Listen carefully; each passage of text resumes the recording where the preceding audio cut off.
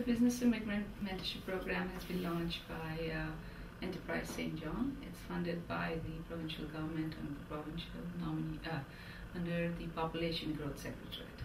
And it is meant, the ultimate goal is retention.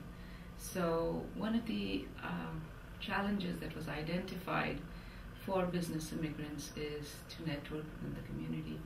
And so this program addresses that challenge. So we have a group of mentors who are from St. John, who are business people from St. John and professionals here. And they will be matched with business immigrants who either currently have a business or are thinking about starting a business.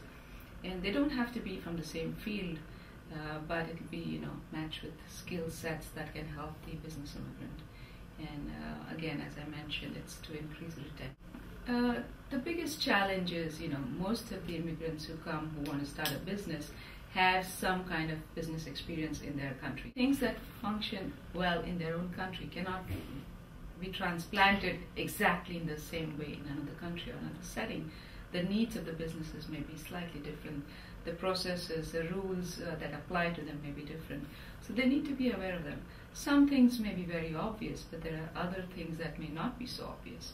And it's helpful to know somebody who's from here, who understands that business or that need, who will guide them through the processes that are required, navigate through, and introduce them to other people in the business community. That if I don't have marketing skills, but I can introduce it to my friend who will help you. That's one way. Or introduce you to potential clients. Nobody may have heard about that business because it's maybe new, but to introduce them to other business people and hopefully enlarge the network of potential clients, even just friendships. It's important when you're new in a certain region, whether you're starting a business or working on anything, it's new. It's good to have friends. My first exposure to cross-culture communications, I can say it began in India. In India, we have a mixed range of cultures across the different states. We don't call them cross-culture, we don't have that title, but it is very different cultures in terms of value sets, languages, foods, and we learn quite easily because where I grew up, I was on the border of two states. My parents belonged to different communities, so it became quite natural to learn about at least two different cultures. I had friends from 5 or 6 different cultures. And within our family we had people from different cultures. So it kind of gave me a background and okay, there are ways you navigate through the different processes. But I didn't have it in my mind as cross-cultural communications. Then when I was living and working in Dubai, I found that a very amazing experience. Just 15 to 17% of the population in Dubai is local Emirati. The rest of the population, 85%, is from the rest of the world. And I got the fantastic experience of working with people from all across the world. And that I would put under the thing of cross-culture. Again, I didn't have any formal training on how to learn, how to work with people. I worked in teams. One team was of 15 people, and there were 12 nationalities. And without realizing, oh my God, there's a difference. The challenges you face day to day. People, the language. A lot of people speak English, but it's more than that. How you relate to each other. I come from India, which is a very hierarchical culture, where just because you're the manager, you automatically, people accept you as your boss. Nobody questions you. Whereas in other cultures, it doesn't work the same. Within cultures too, some cultures think of themselves as superior to the others. So trying to get a team to function and accept each other was a big challenge. In Dubai, we have a lot of hierarchy within the different nationalities, and not everybody considers themselves equal. Some cultures think of themselves as other. So my first hurdle was I had to establish myself and get accepted as the manager of that team because I was just an Indian. And Indians are not really, if you're British or American or Western European, very quickly people accept you as manager. But if you're Indian, not accepted as easily, depending on the cultures you're working with. So that was my biggest challenge. Once that happened, to get them working with each other was the next challenge. And I found out that I had the skills. I somehow managed to make them work. And when it does work, I find is fantastic, because then you're tapping into each one's strengths, but it's not an easy process.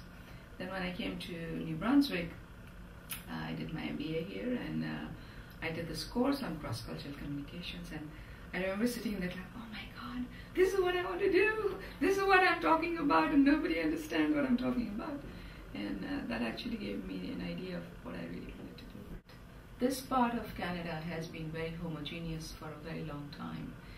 Yes, in 100 years ago, we had a mix of immigrants who came from Ireland and Scotland and other countries. But for the last 40-50 years, it has been fairly uniform. And all those people that came in the past have now put down roots and consider themselves the Maritimers. But again, in the last 10 years or so, there has been a change. Immigrants are coming in, but now they're coming in from different countries. We are having immigrants coming from Asia, so we have China, Korea, Vietnam. We have people coming in from India. We have people coming in from Bangladesh. You have people from the Middle East. So the source countries are very different than what they were 100 years ago. And I don't think that the population here understands the differences, simply because they've never had to deal with them before. Also, you find the biggest diversity is on the campus. It's still not translated into the community. It's still not translated into the workforce. Most students who come, they go away. So the retention has always been an issue. But there are some business leaders who are visionaries, who can see ahead and say, okay, our talent pool is so limited.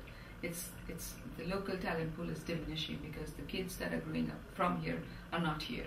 There's an aging population. People are going to retire, so the talent pool is growing smaller. We are going to need people from other cultures. So there are a few business leaders who understand that and are willing to work towards it, but not everybody gets it. The general trend is, we'll deal with it when they come. Right now, we don't need to deal with it. If you decide to go into your own business, you have to be really sure of who you are and what is it that drives you. You have to be very comfortable with yourself as a person and the skills you have. It's a hard road, and there are multiple times you will think, oh man, what did I think I was doing? Am I crazy or what? But if you love what you do, it makes it worthwhile. I mean, I would not trade places for anything. I absolutely love what I do, and I believe in it. And that helps deal with when times are tough. And I'm trying to explain to somebody else why it's important, and they don't get it. I want to shake them up and I say, don't you get it? For me, it's so obvious, but it's not necessarily obvious to everybody because they're looking at it from their perspective, right? But you need to believe in yourself, and you need to believe in what you're really doing, that it has some value, and that's what will sustain you. I mean, it's not an easy ride. It's no matter what business you get in, it's not easy. Especially if it's new, you're in a new country, you're dealing with people who don't know you at all.